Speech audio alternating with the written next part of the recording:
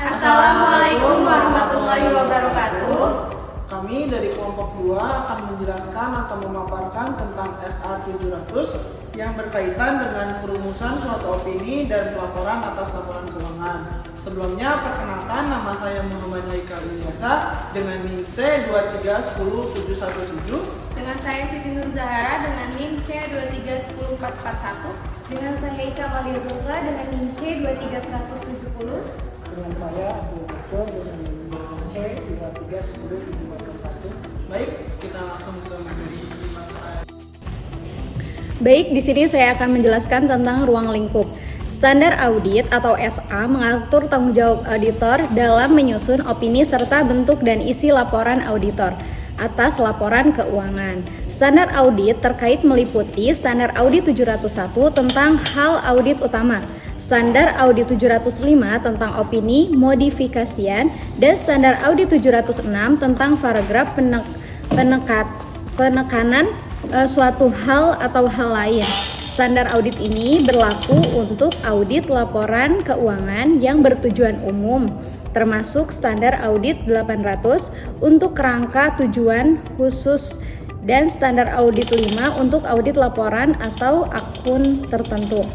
Penerapan standar audit bertujuan menciptakan konsistensi, meningkatkan kredibilitas audit global, serta membantu pengguna memahami laporan keuangan dengan lebih baik.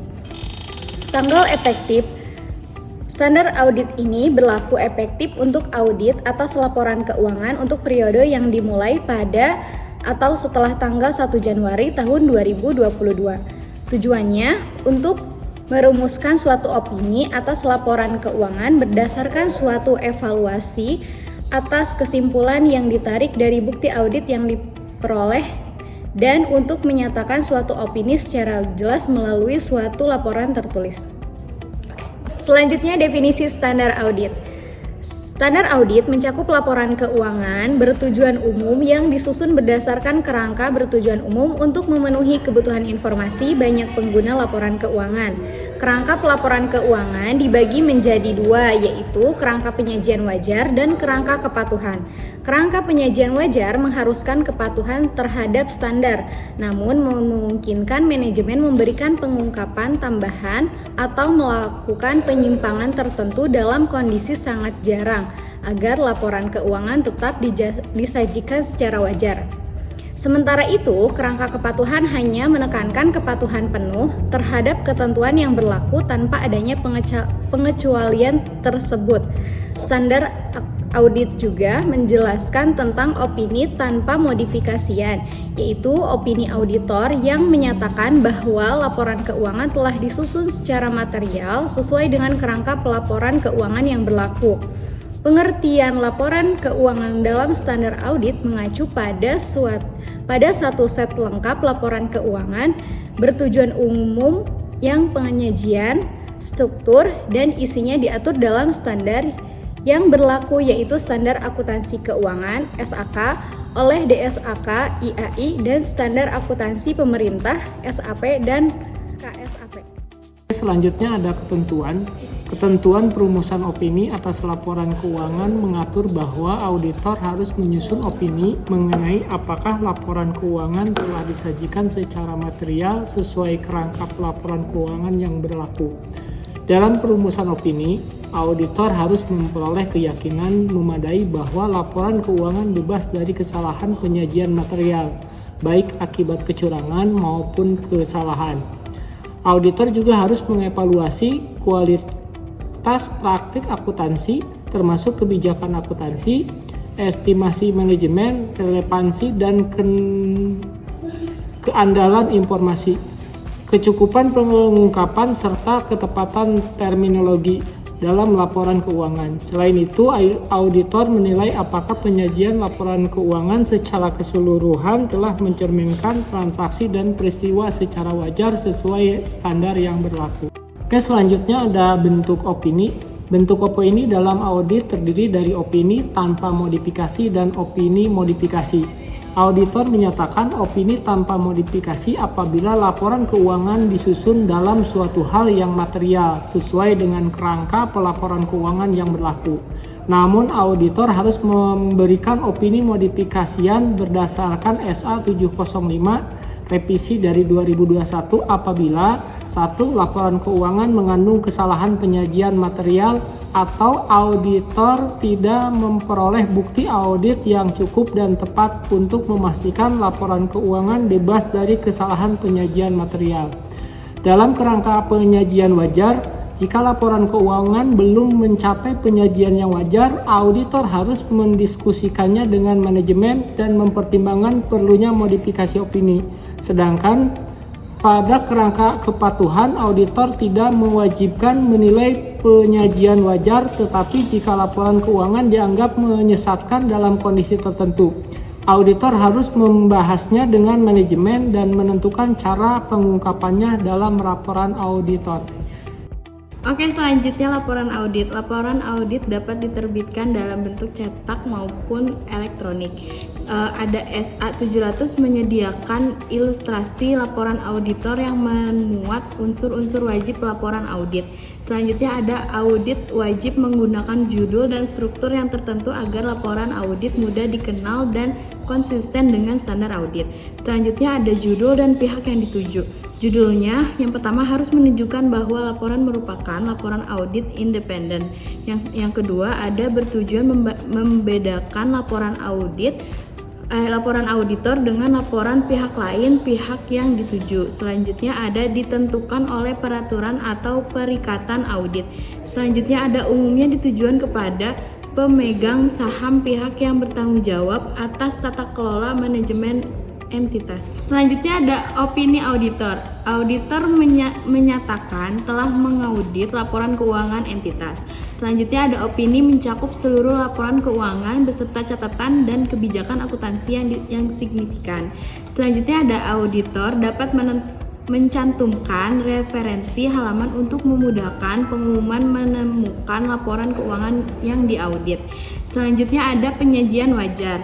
Yang pertama ada opini auditor menyatakan bahwa laporan keuangan menyajikan secara wajar dalam semua hal yang material. Selanjutnya ada frasa ini menunjukkan bahwa laporan keuangan telah sesuai dengan kerangka pelaporan keuangan yang berlaku. Yang selanjutnya ada auditor tidak boleh menggunakan frasa seperti yang pertama dengan menjelaskan sebelumnya, yang kedua bergantung pada, karena dapat mengesankan adanya opini bersyarat atau opini modifikasian. Ada 5 komponen pengendalian internal.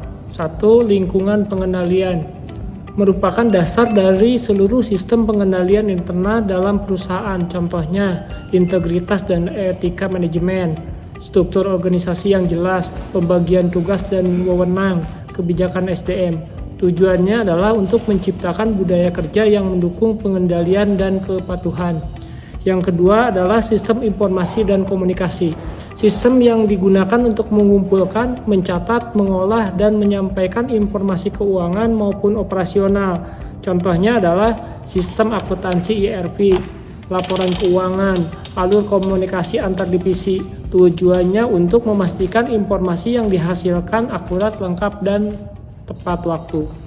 Yang ketiga ada proses penilaian risiko entitas, yaitu proses untuk mengidentifikasi dan menganalisis risiko yang dapat menghambat pencapaian tujuan perusahaan. Contohnya, risiko kecurangan, risiko kesalahan pencatatan transaksi, risiko kehilangan aset, yang bertujuan semuanya untuk menentukan tindakan yang diperlukan untuk mengurangi risiko tersebut.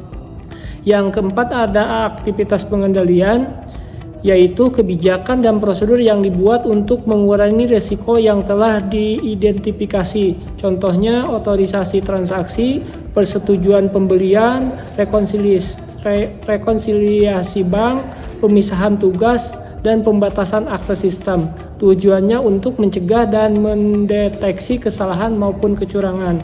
Yang kelima, yang terakhir, yaitu pemantauan atas pengendalian. Proses evaluasi secara berkala untuk memastikan pengendalian internal berjalan efektif. Contohnya audit internal, review manajemen evaluasi SOP, tindak lanjut temuan audit. yang semuanya bertujuan untuk mengetahui apakah pengendalian masih efektif dan perlu diperbaiki atau tidak. Lalu di sini ada hubungan pengendalian internal dengan audit, yang dimana peran auditor itu terhadap pengendalian internal. Lalu ada 3. Yang pertama itu adalah auditor memperoleh pemahaman atas pengendalian internal yang relevan dengan audit. Yang kedua yaitu tujuannya untuk merancang prosedur audit yang tepat. Dan yang ketiga yaitu auditor tidak bertujuan memberikan opini atas efektivitas pengendalian internal kecuali ditugaskan secara khusus. Lalu ada tanggung jawab manajemen. Manajemen bertanggung jawab atas yang pertama itu adalah penyusunan laporan keuangan sesuai standar akuntansi. Yang kedua ada penyajian laporan keuangan secara wajar. Yang ketiga yaitu menetapkan dan memelihara pengendalian internal. Dan yang terakhir ialah mencegah dan mendeteksi kecurangan serta kesalahan. Lalu di sini ada tanggung jawab auditor. Auditor itu bertanggung jawab untuk yang pertama ialah mengidentifikasi dan menilai risiko yang salah saji. Yang kedua ialah memahami pengendalian internal yang relevan. Yang ketiga yaitu merancang prosedur audit berdasarkan risiko. Dan yang terakhir memperoleh bukti audit yang cukup dan tepat lalu memberikan opini atas laporan keuangannya. Dan di sini ada keterkaitan pengendalian internal dengan risiko audit. Yang pertama itu ada pengendalian internal, lalu turun ke identifikasi risiko, lalu turun lagi ke penilaian risiko, ke prosedur audit, bukti audit, dan terakhir yaitu opini auditor itu sendiri. Sekian presentasi dari kelompok kami, kurang lebihnya mohon dimaafkan. Wassalamualaikum warahmatullahi wabarakatuh.